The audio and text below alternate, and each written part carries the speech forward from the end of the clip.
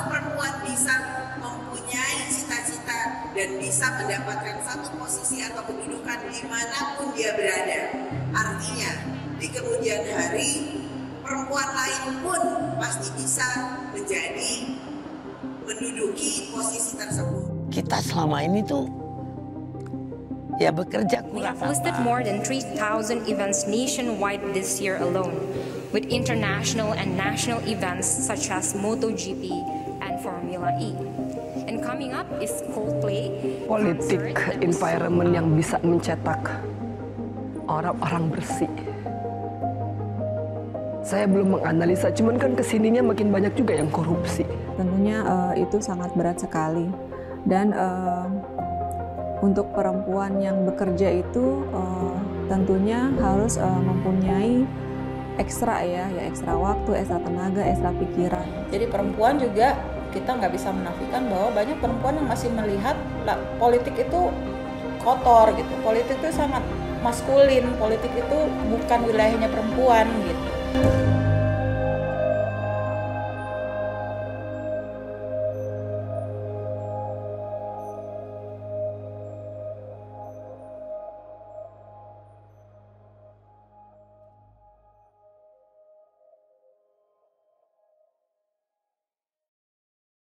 Nama saya Lutfi Khalisya Haliri. Saat ini saya berumur 46 tahun.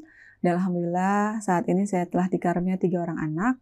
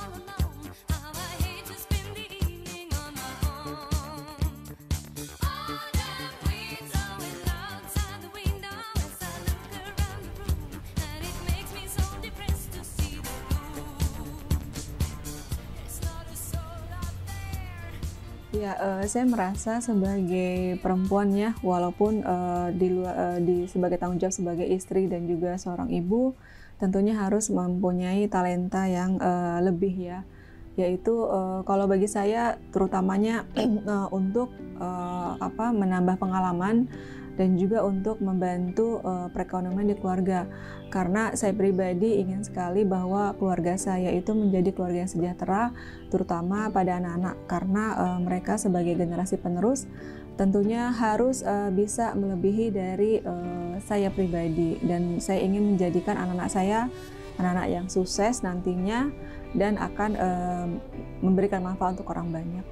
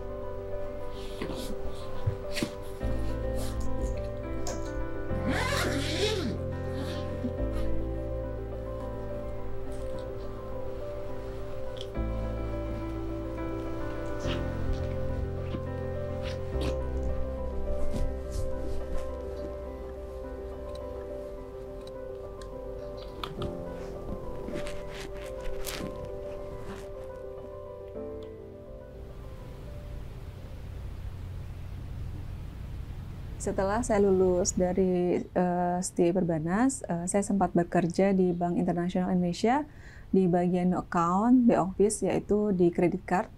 Dan setelah itu saya tahun 2002 menikah dengan Bapak, dan tahun 2008 saya mendampingi Bapak sebagai wakil wali kota Jambi, dan pada saat itu saya dipercayai untuk menjadi ketua gabungan organisasi wanita kota Jambi, wakil ketua PKK Kota Jambi, dan wakil ketua Dharma Wanita Kota Jambi, dan juga wakil ketua Dekranasda Kota Jambi.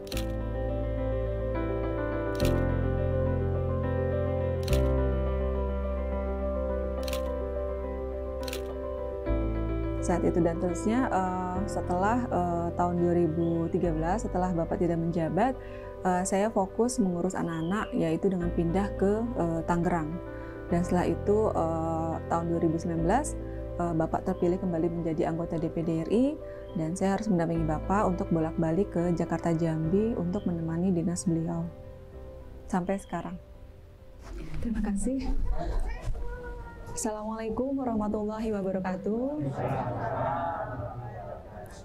Robi sholli sodri wa yassir li amri wa hlul lisani yafqahu qawli.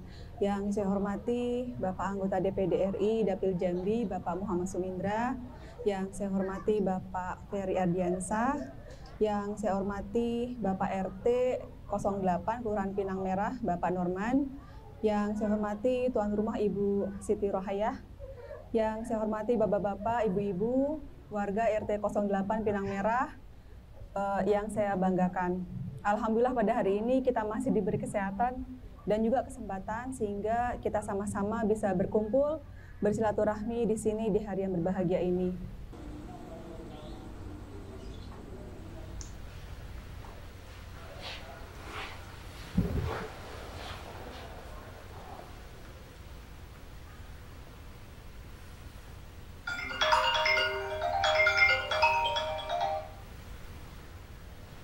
Assalamualaikum. Iya, Eyang. Orang-orang berpikir ya, karena itu tugas yang sangat berat, karena terutama dalam hal membagi waktu. Karena agak sulit sekali apabila membagi waktu antara keluarga dan juga pekerjaan yang mungkin nanti ada tanggung jawabnya. Iya, Ibu Isa itu kan bantu buat keluarga juga, buat anak-anak juga, buat Ibu juga, bukan buat Isa sendiri. Ya. Apalagi anak-anak pada saat umur-umur mereka itu perlu perhatian yang lebih ya, tentunya itu sangat berat sekali. Dan untuk perempuan yang bekerja itu tentunya harus mempunyai ekstra ya ekstra waktu, ekstra tenaga, ekstra pikiran, seperti itu. Saya Sri Lestari Wahyuningrum, biasa dipanggil Ayu. Saat ini Kepala LPPM, Lembaga Penelitian dan Pengabdian kepada Masyarakat UPN Veteran Jakarta. Saya dosen di Prodi Ilmu Politik UPN Veteran Jakarta dan saat ini menjadi Research Fellow di Harvard University.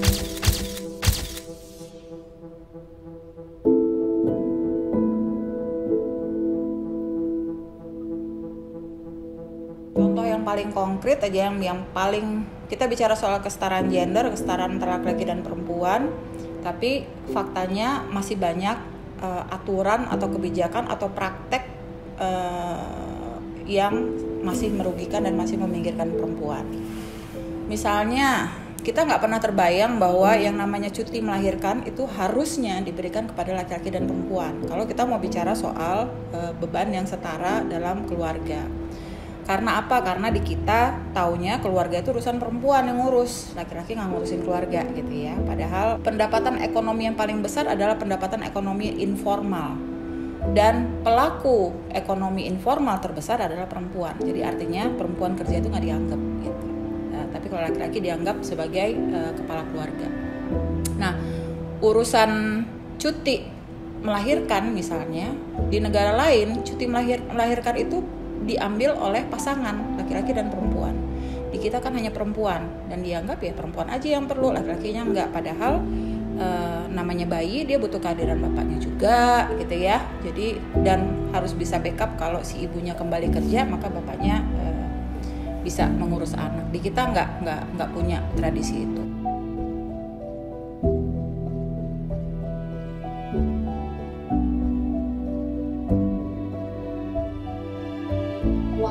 Sih sebenarnya bukannya tidak ada waktu untuk keluarga, cuman pastinya waktunya akan lebih berkurang gitu dibandingkan dengan ibu-ibu yang ada di rumah 24/7 dengan anak-anaknya. Terus juga kalau misalkan mau jalan bareng ibu itu agak susah, soalnya ibu juga kerja dan kadang nggak bisa ketemu ibu setiap hari juga, jadi ya harus nunggu ibu pulang kerja atau enggak pas weekend aja sih. Misalnya kayak ya kurang ada waktu dia bersama.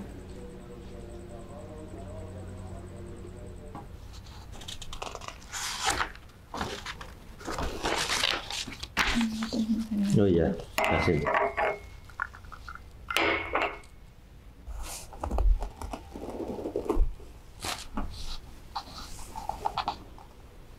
Ini Hirzi di rumah lagi demam, panas. Ada yang ngasih tahu, nelpon. Sudah dikasih obat? Udah sih, udah obat panas, udah sama Mbak tadi dikasih.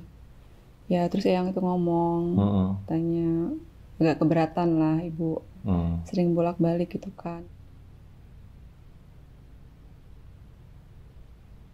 Saya bertemu dengan istri saya itu, istri saya sudah bekerja.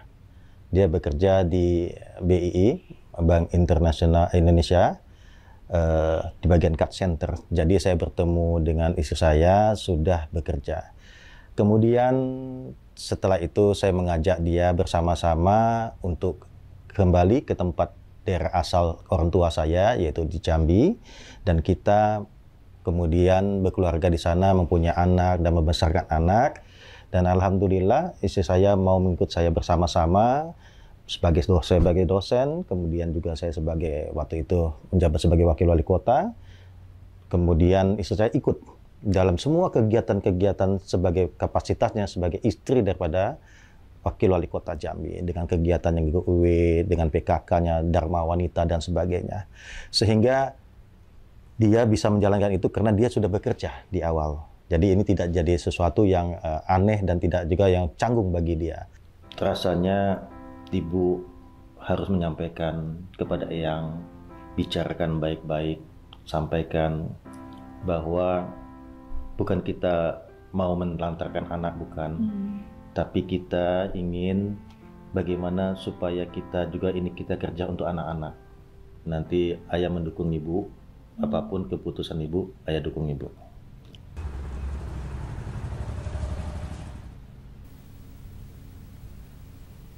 Saat ini saya kan ingin mencalonkan sebagai anggota DPRD Kota Jambi yang pada saat ini suami kan juga sudah duduk sebagai anggota DPD RI Provinsi Jambi untuk pusat gitu. Udah minum obat? Sarapan apa tadi? Iya. Jangan lupa ya Mbak, siang sama malam dikasih lagi obatnya. Kasih Mbak. Ya, Assalamualaikum. Ngobrol secara langsung atau lewat WA pun juga ibu masih nge-spare waktunya buat kita semua gitu, buat anak-anaknya, dan nggak, ya balik lagi nggak lepas tanggung jawab dari peran seorang ibu. Dan kita juga masih sering komunikasi juga, ngabarin kalau misalkan mau kemana-mana, ibu juga ngabarin sih kalau mau kemana-mana juga. Kalau komunikasi aku sama ibu aku sangat amat baik, karena kan di era yang modern ini teknologi juga sudah sangat amat memadai. Jadi walaupun tanpa bertatap muka, aku masih bisa berkomunikasi sama ibu aku lewat mungkin WhatsApp, video call, atau call biasa.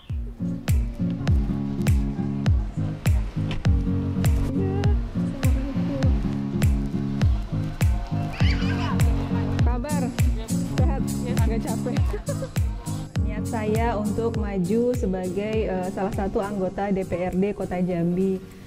Insya Allah Ibu, Bapak, pengalaman saya selama mendampingi Pak Sum Indra sebagai Wakil Wali Kota tahun 2008-2013 menjadi niat saya untuk bisa berbuat kembali untuk kemajuan Kota Jambi yang kita cinta ini, terutama di di Kecamatan Alam Berajo. Untuk itu, saya mohon doa restu dan juga dukungan dari bapak-bapak, ibu-ibu semuanya.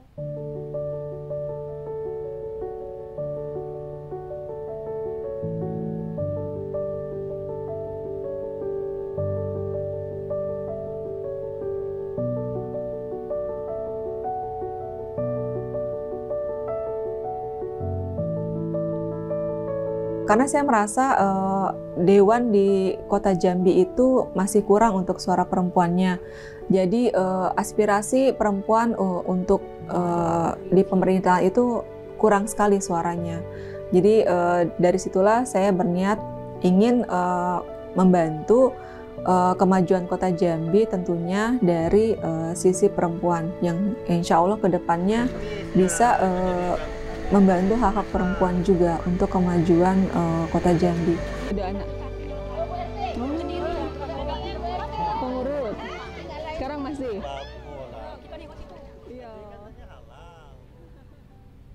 Angka di dalam lembaga-lembaga politik tentu saja konsekuensinya adalah minimnya peran perempuan dalam pengambilan keputusan dan pembuatan kebijakan. Dari semua level, dari mulai di eksekutif, legislatif, bahkan yudikatif. Karena di tiga, kalau kita bicara trias politika, maka di tiga lembaga utama itu, tiga-tiganya perempuan minoritas gitu ya.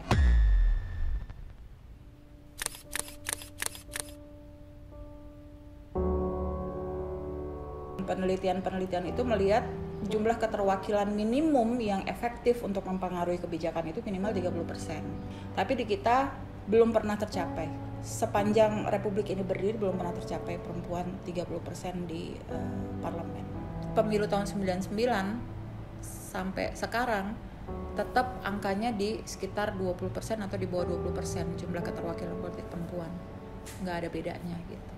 Critical numbers-nya, maka selama itu pula kebijakan itu akan bias gender. Kita bisa bilang enggak kok, kebijakannya udah netral, laki-laki dan perempuan boleh jadi pemimpin gitu ya, jadi ketua parpol boleh, bisa terpilih. Tapi faktanya itu nggak bisa terjadi.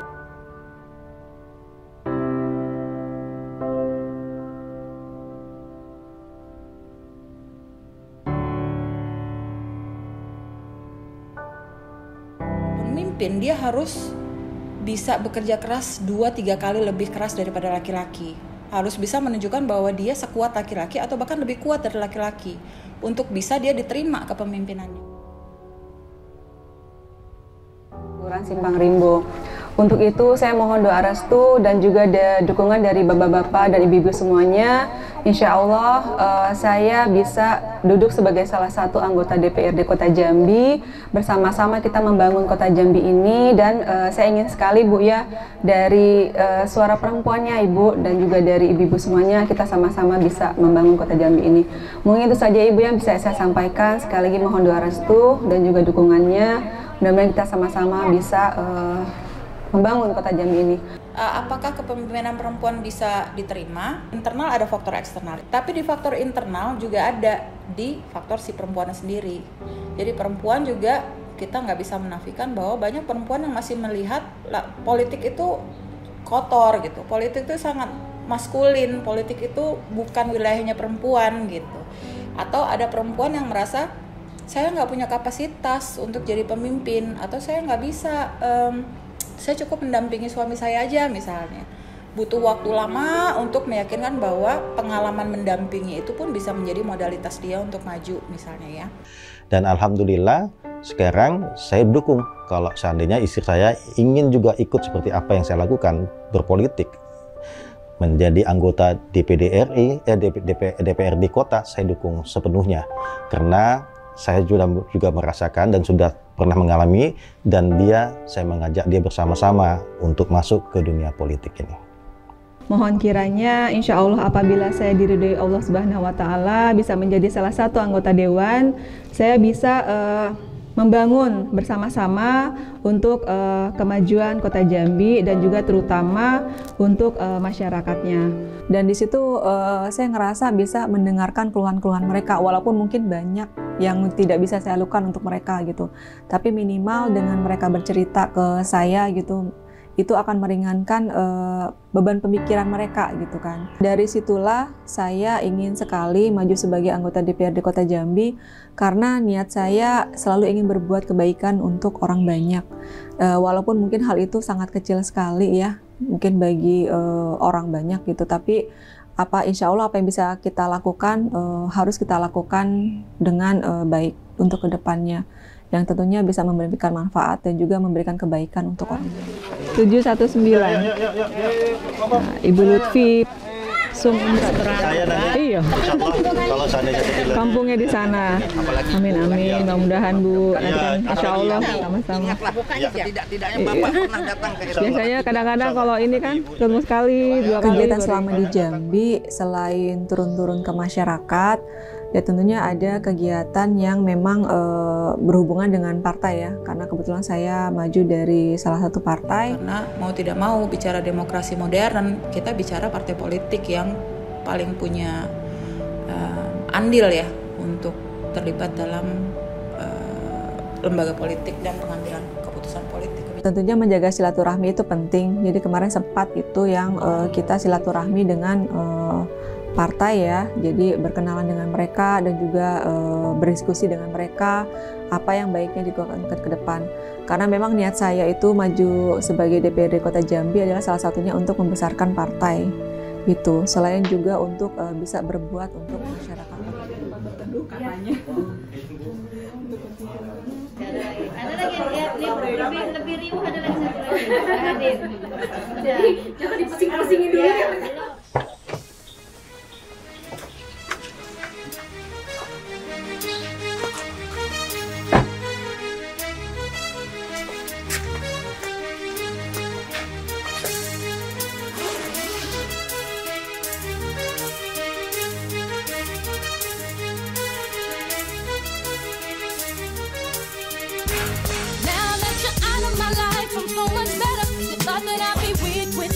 But I'm stronger. You thought that I'd be broke without you, but I'm richer. You thought that I'd be sad without you. I love harder. Thought I wouldn't grow without you. Now I'm wiser. Tetap itu harus kontrol dari saya pribadi. Misalkan kalau saya lagi di luar kota, pagi-pagi sudah WA atau telepon nih, udah bangun apa belum, udah sarapan apa belum. Tetap kontrol itu harus ada gitu dan memanage semuanya.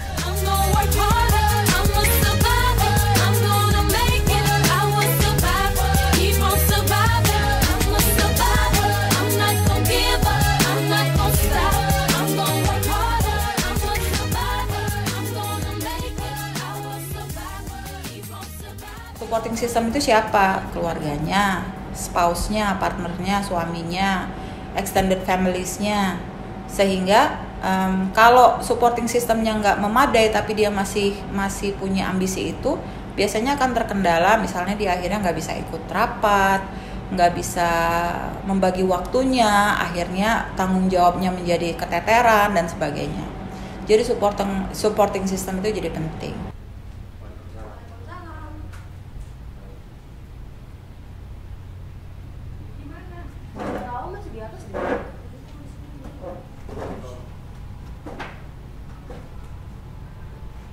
Karena aku sebagai anak ibuku yang juga merupakan wanita yang berkarir, itu merasakan yang namanya kasih sayang ibu sebanyak mungkin yang ibunya di luar sana tidak berkarir juga. Selagi positif ya nggak apa-apa, dan itu juga membantu ayah biar ayah nggak jadi tulang punggung doang.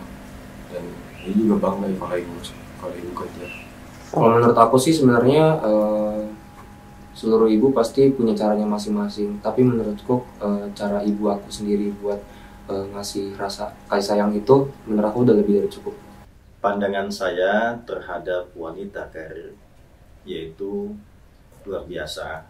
Ibu itu selain seorang sosok ibu yang sangat mengayomi anak-anaknya, ibu itu walaupun sibuk di luar sana, ibu tuh aku ngerasanya ibu masih bisa membagi waktunya antara anak-anaknya, suaminya, temannya, dan juga pekerjaannya. Semua orang tuh punya caranya masing-masing dan punya pilihannya masing-masing. Ini juga bangga kalau ibu kerja. Saya merasa bahwa wanita bekerja dan juga tanggung jawab sebagai ibu rumah tangga dan juga sebagai seorang istri bukan suatu pilihan, tetapi kita bisa menjalankan secara beriringan, tentunya dengan tidak mengurangi tanggung jawab kita sebagai seorang ibu dan juga sebagai seorang istri. Dan sekali lagi saya ingin memberikan motivasi kepada ibu-ibu dan juga istri-istri di luar sana, kalau memang memiliki kemampuan dan juga talenta untuk bekerja itu tidak masalah. Dan tentunya intinya adalah kita bisa membagi waktu untuk keluarga kita, untuk anak-anak kita yang tidak melepaskan tanggung jawab kita dan juga tanggung jawab kita di pekerjaan kita nanti. Mudah-mudahan ini bisa memberikan motivasi kepada kaum perempuan di luar sana untuk bisa lebih maju lagi ke depannya.